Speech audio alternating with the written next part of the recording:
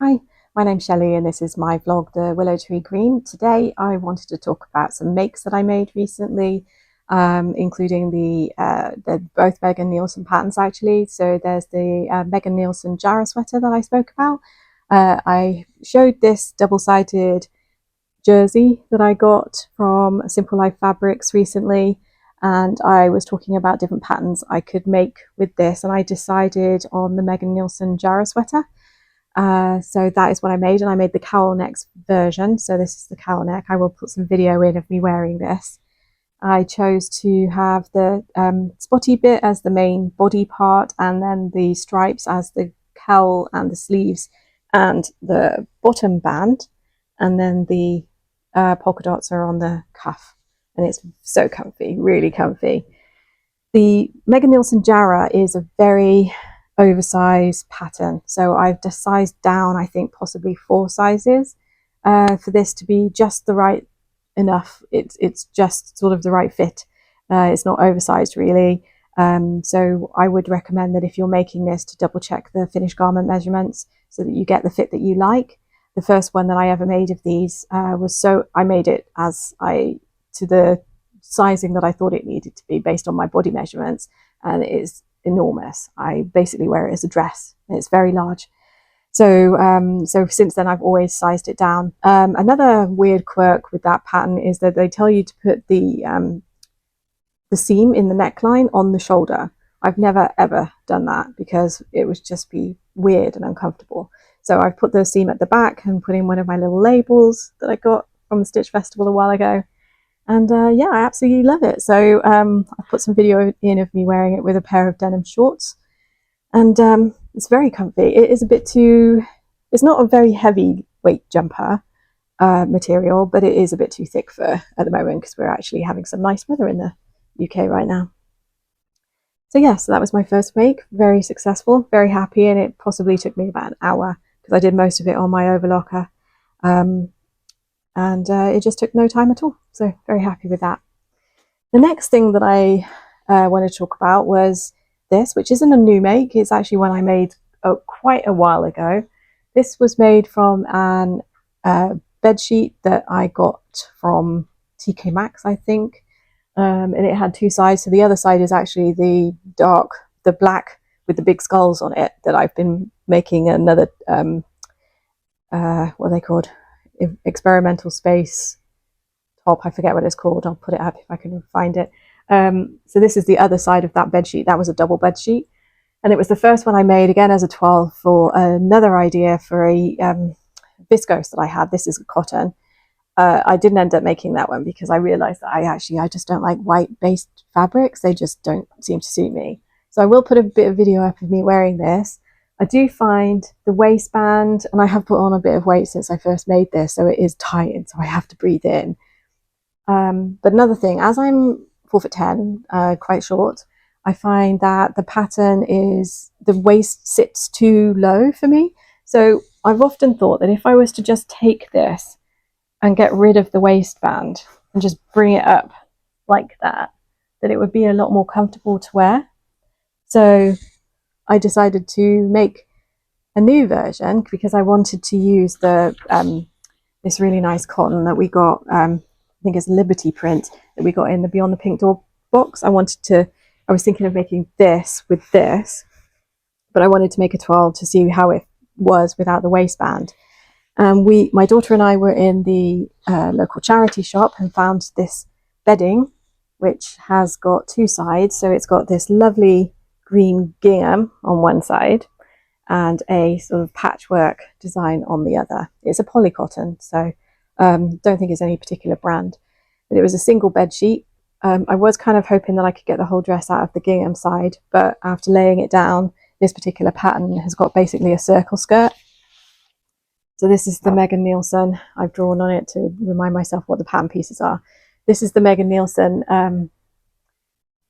Matilda. I got it in the curve size range, and this is the version I was going to make. That's the version that I've made here with all of the pockets and everything.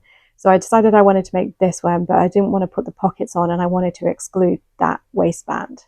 And I also decided that I was just going to do like the collar stand. So like a mandarin collar rather than a full collar.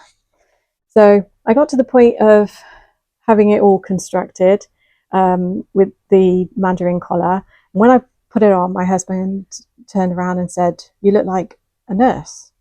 I was wearing a nurse's uniform, so I was like, okay. I didn't have the buttons on at this point. I was sort of hadn't yet discovered which buttons I was going to use. So I was like, it does kind of look like that, doesn't it? And he was like, I don't mind it though, it looks nice. So I was like, okay, I'll carry on. I then tried it on, showed my daughter, and she was like, "You look like a doctor." And I was like, oh. So it definitely looked like a uniform. I will put some pictures up of what it looked like with the mandarin collar, because I then decided that actually it just wasn't working in that way. So I was toying with the idea of taking the collar, turning it inside out, and then I didn't obviously do it on this one, but doing that sort of thing to it and figuring out how it would fit. So I think I took some pictures, and then eventually what I did was just an inch away from the neckline there, I drew a line down to where I wanted it to sit, and then drew a line about an inch away from the neckline all the way around the back, cut that out, and then did a single fold bias.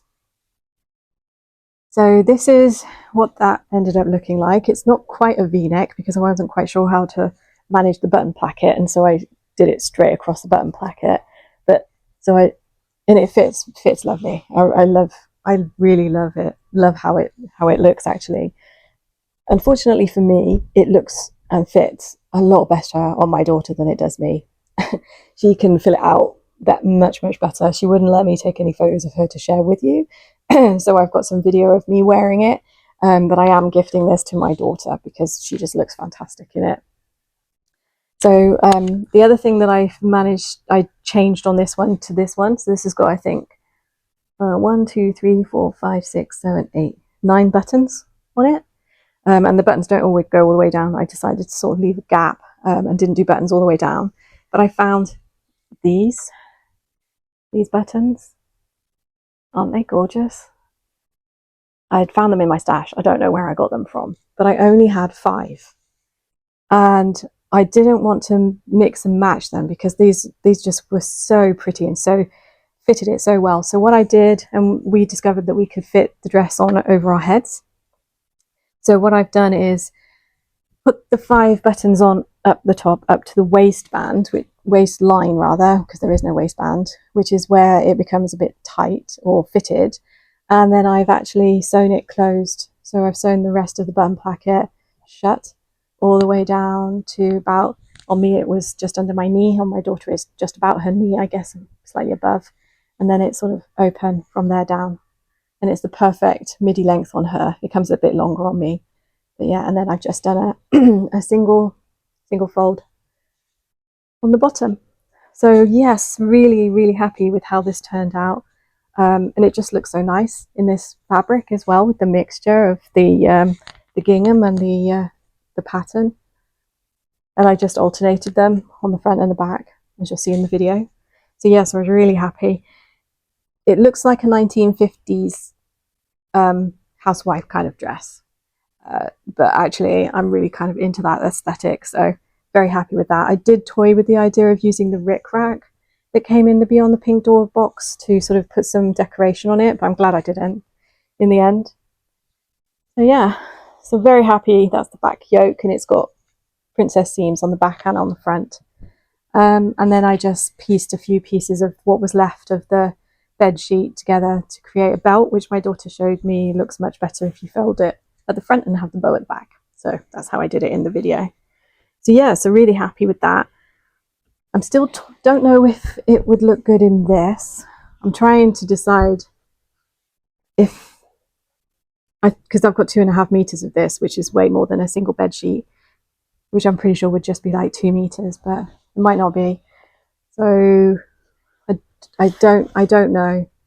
I do love how this looks, but one thing I would definitely have to do is the princess seams that go over the bust. I'll need to take more of a seam allowance there, because that's the bit that she fills out that I don't. So yeah, really happy with that. So these are 2 different versions of the Megan Nielsen Matilda dress. So it comes in a very wide size range. This is the sizes 14 to 34. I don't have the details, but I'll put it, if I'll put a link to everything in the in box below anyway. So yeah, I love this one. I think this is quite an old one of her patterns. So you don't really hear people wearing it these days. But yeah, I love it. I'd like to make another one that isn't in a bed sheet because I haven't done that yet. I just made 2 12s and then not made the final garments, but I do love the 12s. I've never worn this one. It is a bit too tight for me now, since I put on a bit of weight, but I am kind of making efforts to lose some, so I might fit into it again and not have to sort of not breathe while I'm wearing it, which may be evident in the video. And I'm very sad that I'm having to give this one away because it is just so pretty. But yeah, if my daughter could figure out how to do those pin curls, she'd just look like she was straight out of the 1950s. So yeah, I was very happy. And I'm impressed with myself that I managed to figure out how to do that, even though it's not the neatest. So yeah, so that was what I've been up to. I never know how to tag this, whether to have it as Sunday sews, Friday sews. Obviously, I always release my videos on a Monday because that's sort of the day off from work that I have. I really don't have time to, or rather, I do have time to sew during the week, but I'm always so tired at the end of work that I don't really feel like it. So I rarely sew during the week. All of my sewing is at the weekend. So that's why it sort of varies how much I get done, depending on how much time I have at the weekend. This weekend we were quite busy. I did manage, obviously, I got my Jarrah sweater done on Saturday morning. That literally took me an hour, but the rest of the weekend was taken up making this and figuring out alterations and working out all of the different pieces for it. Just noticed a thread. Can't have that. I'm going to get rid of it now.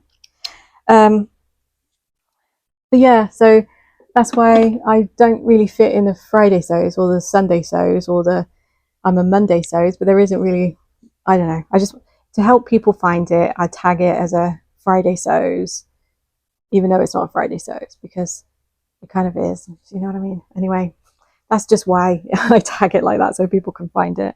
So anyway, hope that was interesting to you and that maybe this is a new pattern that you hadn't heard about for a while. Again, the Matilda from Megan Nielsen.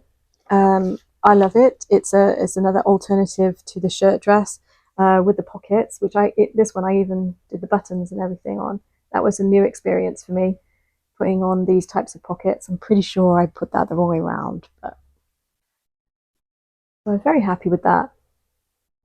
So anyway, that's enough waffling from me. Hope that was interesting. And please do give me a thumbs up if you liked it and subscribe if you haven't already. And I'll catch up with you probably next Monday. Thanks for watching. Bye.